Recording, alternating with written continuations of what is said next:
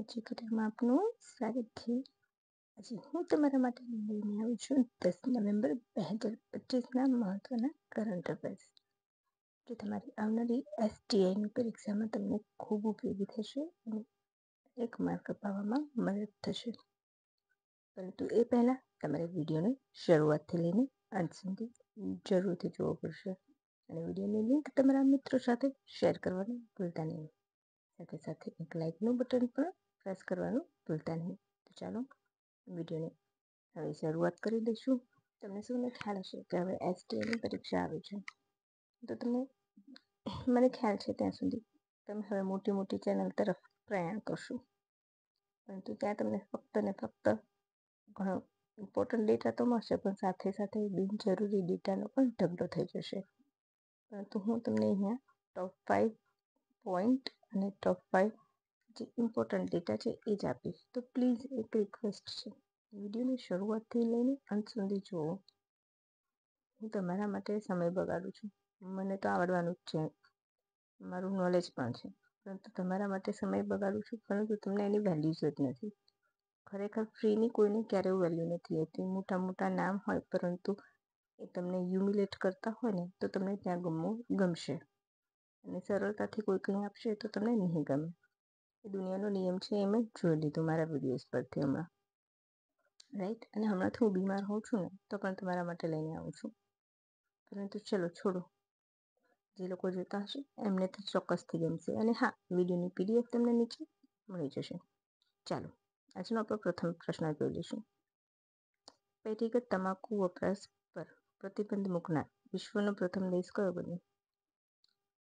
America, Malaysia, Maldives કે પછી ભારત? બોલો, તમને સૌને ખ્યાલ જ હશે.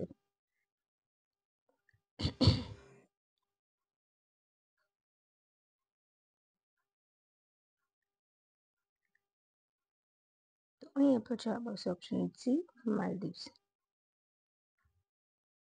ડન. 1 જાન્યુઆરી 2007 પર જન્મેલા લોકો માટે ધૂમ્રપાન પર પ્રતિબંધ મૂક્યો છે.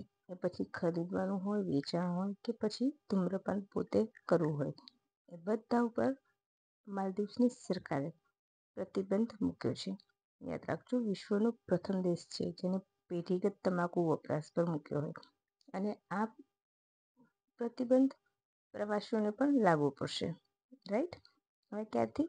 તો 1 જાન્યુઆરી 2007 પછી જન્મેલું કોઈ પણ વ્યક્તિ, તે પછી પ્રવાસી હોય કે ત્યાંનો નાગરિક હોય, એ બંનેને લાગુ પડશે. 50,000 માલદીવ રૂપિયાનો દંડ કરાશે, અને વેપિંગ અને સિગરેટ વાપરશે તો 5,000 માલદીવ રૂપિયાનો દંડ કરાશે. યાદ રાખજો, બહુ અગત્યનો ટોપિક છે. અને 31 મે તમાકુ નિષેધ દિવસ તરીકે WHO દ્વારા ઉજવવામાં આવે છે. એટલા પોઈન્ટ્સ તમારે યાદ રાખવાના છે. આ પ્રશ્ન 2nd નંબરનો બહુ જ અગત્યનો પ્રશ્ન છે, અને એકદમ ઇમ્પોર્ટન્ટ પ્રશ્ન છે. STIની પરીક્ષામાં આમાંથી તમારો પ્રશ્ન ચોક્કસથી આવી જશે, રાઈટ. તો ચાલો જોઈશું. India blue economy, a strategy for harnessing deep sea and offshore fishing પર રિપોર્ટ કોણે રજૂ કર્યો છે? સીધો આવો પણ પ્રશ્ન આવી શકે છે. ગૃહ મંત્રાલય, રક્ષા મંત્રાલય, નીતિ આયોગ કે પછી શિક્ષણ મંત્રાલય? તો અહીંયા આપણો જવાબ આવશે option C, Niti Aayog. Done. India blue economy, a strategy for harnessing deep sea and offshore fishing પર નીતિ આયોગે રિપોર્ટ રજૂ કર્યો છે, અને એની જાહેરાત તેના સદસ્ય પ્રોફેસર રમેશચંદ્ર અને CEO BV દ્વારા જાહેર કરવામાં આવ્યું છે. આ રિપોર્ટની તૈયારી નીતિ આયોગના કૃષિ વિભાગ ટેકનોલોજીના પ્રોગ્રામ ડિરેક્ટર નિઝામુદ્દીન પટેલના માર્ગદર્શન હેઠળ થઈ છે. તમને ખ્યાલ હશે કે માછલીના ઉત્પાદનમાં ભારત વિશ્વમાં બીજા ક્રમે આવે છે. વૈશ્વિક ઉત્પાદનનું જે 8% છે. 2023-24માં 60.523 કરોડની નિકાસ થઈ હતી. હવે EEZ એટલે કે એક્સક્લુઝિવ ઇકોનોમિક ઝોન હેઠળ 2 લાખ ચોરસ કિલોમીટર લંબાઈમાંથી 11,098 કિલોમીટર, જેમાં 9 રાજ્યો અને 4 યુટી મળીને 7.16 મિલિયન ટન માછીમારીની સંભાવના છે. એ તમને કહેવામાં આવ્યું છે. હવે રિપોર્ટ. તો રિપોર્ટના મુદ્દા: સમુદ્રી ખાદ્ય ઉત્પાદન વધશે, રોજગાર ઊભી થશે, પર્યાવરણમાં સ્થિરતા વધશે, દરિયાકાંઠે માછીમારીનું દબાણ ઘટશે. આ રિપોર્ટના મુખ્ય 4 મુદ્દા છે. મુખ્ય નીતિઓમાં સુધારો થશે. માછીમારીનું આધુનિકીકરણ થશે. સ્થાનિક સમુદાય એટલે કે દરિયા કિનારે રહેતો હોય તે સક્રિય ભાગીદારી થશે. ટકાઉ એટલે કે સસ્ટેનેબલ માછીમારીને પ્રોત્સાહન મળશે. આ બધા એના અને એક સારું ઇન્ફ્રાસ્ટ્રક્ચર ડેવલપ થશે. 3 તબક્કા આવશે. પહેલો પ્રારંભિક હશે, પછી વૈશ્વિક સ્પર્ધાત્મક બનવું અને ત્રીજામાં ડીપ સી ફિશરીઝમાં વૈશ્વિક નેતૃત્વ પ્રાપ્ત કરવું. દરેક પોઈન્ટ બહુ જ ઇમ્પોર્ટન્ટ છે. આ વિધાન વાક્ય બનીને STIમાં આવશે ને તો તમને નહીં આવડે. બધા જ પોઈન્ટ નોટ ડાઉન કરી લેજો. ભારતને સતત બ્લુ ઇકોનોમીમાં વૈશ્વિક નેતૃત્વ તરફ લઈ જવાનો ઉદ્દેશ છે. એ સિવાય તટીય સમુદાયોનું આર્થિક સશક્તિકરણ કરવું. તમને ખ્યાલ હશે કે માછીમારી કરતા હોય એ જે રહેતા હોય એ લોકો અત્યંત પછાત હોય છે.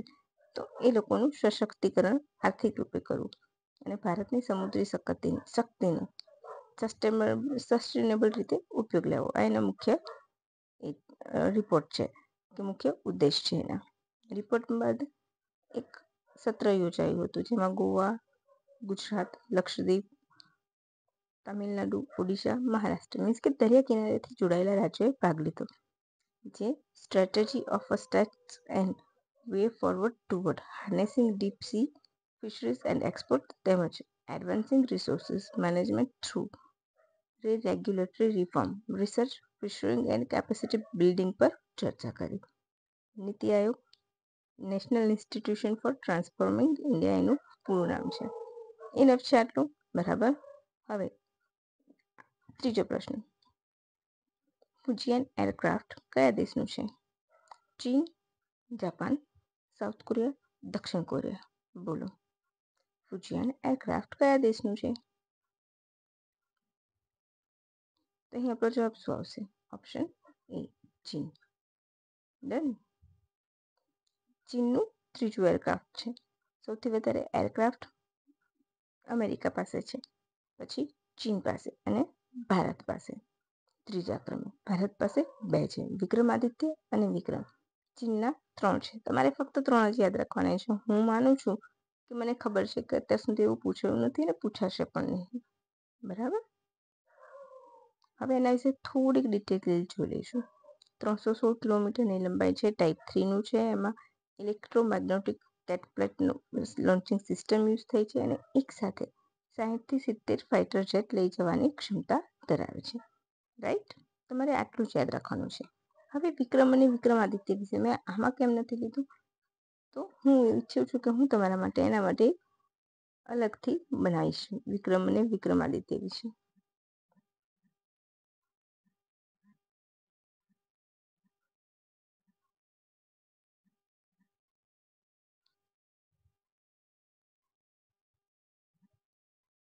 એક જ મિનિટ ફ્રેન્ડ.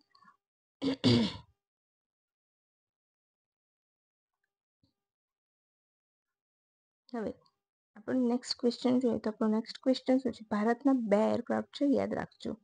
બરાબર છે.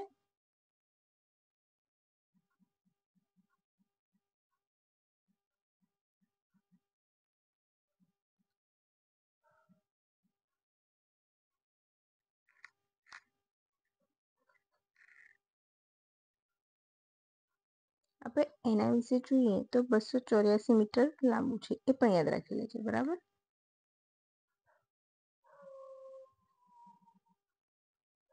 વિક્રમ આદિત્ય વિશે આપણું ભારતનું પહેલું એરક્રાફ્ટ છે જે 2013માં લોન્ચ થયું હતું. એટલું પણ યાદ રાખી લેવાનું છે. બરાબર.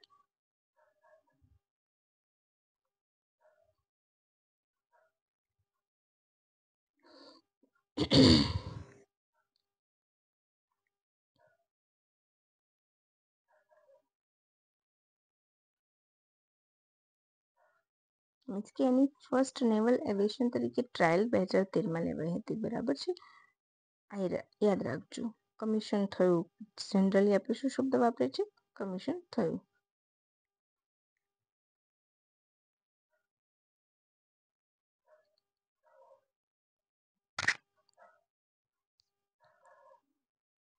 નેશનલ લીગલ સર્વિસીસ ડે ક્યારે ઉજવાય છે? Option A Dhanteras, option B 23 September, option C 9 November કે 1 પણ એકચ્યુઅલી મારે અહીંયા ચિકિત્સા દિવસ સેટ કરવાનો હતો, પરંતુ આ થઈ ગયું. તો ઓપ્શન સી 9 નવેમ્બર દર વર્ષે ઉજવાય છે. આ દિવસે નેશનલ લીગલ સર્વિસીસ એક્ટ નાલસાની 1987માં સ્થાપના થઈ હતી. એની યાદમાં ઉજવવામાં આવે છે. એનો હેતુ શું છે? તો સમાજમાં હાંસિયામાં ધકાઈ ગયેલા વર્ગને મફત અને સક્ષમ કાનૂની સેવાઓ પૂરી પાડવાના હેતુથી તેને શરૂ કરવામાં આવી હતી. બરાબર છે, યાદ રાખજો. પછી 9 નવેમ્બર તો આપણને યાદ આવવું જોઈએ કે આ દિવસ શું છે? તો જુનાગઢ મુક્તિ દિવસ. આરઝી હુકુમત દ્વારા આ દિવસે અહીં કબજો લેવામાં આવ્યો હતો અને ભારત સંઘમાં જોડી દેવામાં આવ્યું હતું. હવે તમને ખ્યાલ હશે કે સૌથી પહેલા ઘણી વખત પૂછાય છે કે જુનાગઢમાં સૌથી પહેલા કયા ગામને કબજો કરવામાં આવ્યો હતો? તો યાદ રાખજો, માણાવદર ગામને. ઘણી વખત પૂછાતું હોય છે. ઇવન તમને વિધાન વાક્યમાં પણ પૂછાય છે. શામળદાસ ગાંધીએ આરઝી હુકુમતની સ્થાપના કરી હતી, એ પણ તમે યાદ રાખી લેજો. બહુ જ અગત્યનો પ્રશ્ન છે અને તમે બિલકુલ પણ સ્કીપ ના કરતા. હવે આરઝી હુકુમત વિશે જે પણ વિદ્યાર્થી મિત્રોને ખબર હોય ને તો મને કમેન્ટ બોક્સમાં 4-5 લાઇન્સ થોડી કરશો તો બીજા વિદ્યાર્થી મિત્રોને પણ મદદ મળશે. તો તમે એટલું તો કરી શકો છો, રાઈટ? તો ચાલો હવે આગળ વધી જઈશું. દર વર્ષે 10 નવેમ્બરે કયો દિવસ ઉજવવામાં આવે છે? World science day, peace for science day, for peace and development, world public transport day, ઉપરના બંને અને ફક્ત એક. બોલો. તો અહીં આવશે આપણો જવાબ ઉપરના બંને, એટલે કે ઓપ્શન સી. દર વર્ષે 2002થી world science day for peace and development ઉજવવામાં આવે છે. Theme trust transformation and tomorrow science need for 2020. બરાબર છે? આટલું તમારે યાદ રાખવાનું છે. આ બધો જ ડેટા હું PIB મેથી આપું છું. બીજા બધાની જેમ મોટે ઘાટા પાડીને નહીં કહેતી આ રહ્યું પ્રૂફ, આ રહ્યું પ્રૂફ મૂકતી નથી, કારણ કે મને ખબર છે મેં બે ડેટા PIBમાંથી લીધો છે. એ લોકો ફેમસ હોવા છતાં પણ ઘાટા પાડીને પોતાને એ બેસ્ટ પુરવાર કરવા માંગે છે. અને બહુ જ લિટરલી મેં જોયા છે કે અમુક લોકોના વિડીયો, હું નામ નહીં કહું, પરંતુ બહુ જ ગંદી રીતે બિહેવ કરતા હોય છે. તો હું તમને ફ્રીમાં આપું છું ને તો થોડીક તો મારી કદર કરી લેજો. ભારતના પુશઅપ મેન કોણ છે? તો રોહતાશ ચૌધરી. તમને ખ્યાલ હશે કે સાયકલ રેલીમાં પણ અત્યારે જે ચાલે છે એમાં પણ એમણે ભાગ લીધો હતો. ત્યારે 60 પાઉન્ડ વજન સાથે 1 કલાકમાં 847 પુશઅપ કરીને તેમણે ગિનિસ બુકમાં પોતાનું નામ નોંધાવ્યું છે. તો એક વિચાર કરો કે પુશઅપ્સ કરવા જગરા હોય છે, તેમણે 60 પાઉન્ડ વજન ઉચકીને પુશઅપ્સ કર્યા છે, અને એ પણ કેટલા? 847 ગિનિસ બુકમાં નામ નોંધાવ્યું. અત્યારે રાષ્ટ્રપતિ દ્રૌપદી મુર્મુ અંગોલાની મુલાકાતે છે. તો ઇનફ છે આટલું ટોપ 5 પોઈન્ટ સ્નેહા સાથે. હવે તમને ખરેખર લાગતું હોય ને મેં મહેનત કરી છે અને તમને કંઈક આપું છું સારું, તો એક લાઈક આપજો અને વિડીયોની લિંક મિત્રોને શેર કરજો. તમે આખા વિડીયો જોયા વગર ભાગી જાઓ છો અને મોટા ક્લાસીસના વિડીયો જોવો છો. મોટા જે પોતાના નામથી આગળ આવ્યા હોય અને હવે લિટરલી બિનજરૂરી માહિતી ફ્રીમાં હોય એમને આપે છે. અમુક વસ્તુ એકદમ બિનજરૂરી હોય છે અને એટલું બધું અઘરું વસ્તુ જે પૂછાવાનું ન હોય ને એને પણ ઇમ્પોર્ટન્ટ કરીને આવરી લે છે, ફક્ત ને ફક્ત પોતાના વ્યુઅર્સ વધારવા માટે. તો પ્લીઝ તમે એ વાતને સમજો અને નાના અમારા જેવા હોય ને એને પણ તમે પૂરું જોશો ને તો તમને ખ્યાલ આવશે કે કેટલી મહેનત કરીને તમારા માટે કન્ટેન્ટ બનાવે છે. પરંતુ કદાચ તમને મોટા લોકો નામથી એટ્રેક્ટ હોવ છો ને ત્યાં જ ગમે છે. તો ધેટ્સ યોર ચોઇસ, રાઈટ? ચાલો, બાકી જે મારા રેગ્યુલર હું જોઉં છું કે જે જોનારા છે ને એ તો જોવે જ છે, એમના માટે તો હું બનાવીશ જ. ચાલો ત્યારે હવે રજા લઈશું. આજના માટે આપણે આટલું જ રાખીશું. અને હું ઇરેગ્યુલર થઈ ગઈ છું એનું પણ મેં રીઝન કીધું છે તમને, રાઈટ? પરંતુ તમે કદાચ સમજી ના શકતા હોય તો હું કશું ના કરી શકું. ચાલો છોડો. હજુ પણ હું તમારા માટે ઘણા મસ્ત મજાના વિડીયો લઈને આવવાની છું. તમે જોડાયેલા રહેશો ને તો જ તમને મજા આવશે, એ સિવાય તમને મજા નહીં આવે. તો ચાલો હવે રજા લઈશું. Thank you for watching my video. By friends and have a good day.